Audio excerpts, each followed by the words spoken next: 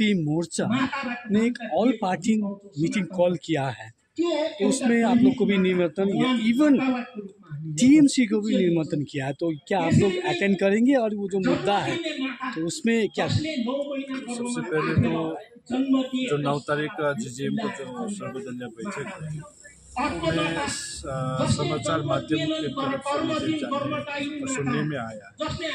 So officially हमने वो invitation receive नहीं किया, तो मैं इसमें अभी हम लोग जाएंगे या नहीं जाएंगे, जब तक हम लोग इनविटेशन रिसीव नहीं करेंगे तब तक इस बात पे हम नहीं कह सकते कि हम जाएंगे या नहीं जाएंगे।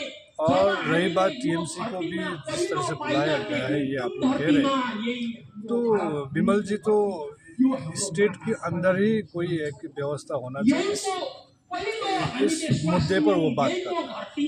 जीटीआर या क्या ऐसे कुछ नामों पर वो लगातार चर्चा कर रहा है। तो हम लोग तो जब 2019 में बीजेपी के साथ जब गठबंधन हुआ और हम लोग इलेक्शन में साथ गए, तो उस समय हम लोग रात के 9 बजे से लेकर सुबह के 3 बजे तक हम लोग जब बीजेपी हेडक्वार्टर में बैठे थे, तो उस समय मैनिफेस्टो बना रहे थे। तो भारत के संविधान के अंतर्गत जो हमारा अलग राज्य की जो मांग है, उसको लेकर हम लोग बैठे थे, ना कि ये जीटीआर या इस तरह की कोई भी मसला के ऊपर हमारा बात नहीं हुआ है बीजेपी के साथ। तो आप लोग जो इंटरलोकेटर आएंगे, तो क्या आप लोग अलग राज्य के लिए मांग करेंगे?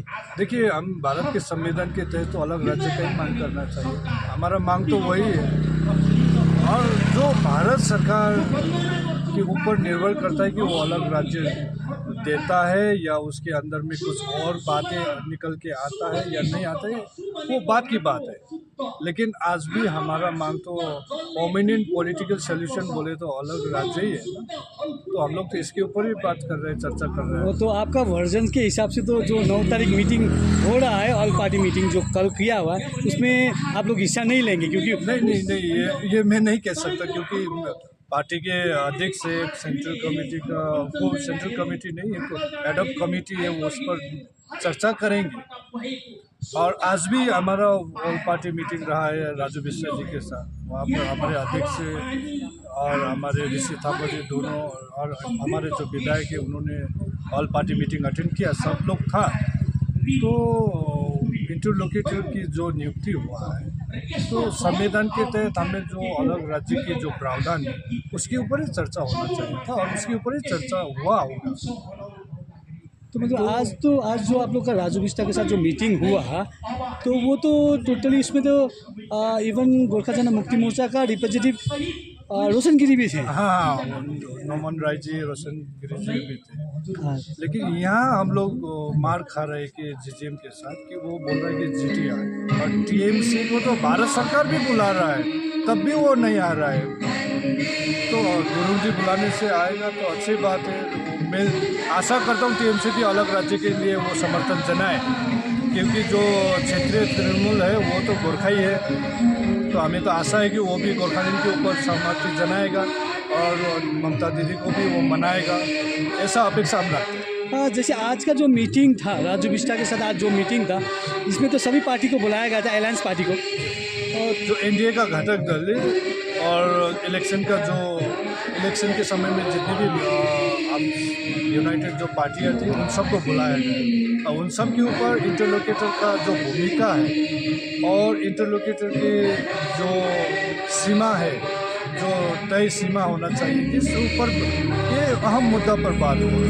तो मतलब आज का डिसीजन क्या हुआ, आज का मीटिंग में क्या बात हुई? नहीं, ये तो अभी मुझे बात नहीं हुआ है, लेकिन जो भी हुआ है वो संविधान के तहत हमारा जो डिमांड है उसके ऊपर ही बेस था, और जो इंटरलोकेटर की जो भूमिका क्या रहता है, क्योंकि इससे पहले जब 86 का जो एजिटेशन हुआ था, एजिटेशन के समय में इंद्रजीत खुल्लर जी को नियुक्त किया था, तो उसके बाद जाकर जो लिट्टे आंदोलन के कारण देश थोड़ा डिस्टर्ब था, तो कुछ समय के लिए काउंसिल के प्रपोजल आए थे।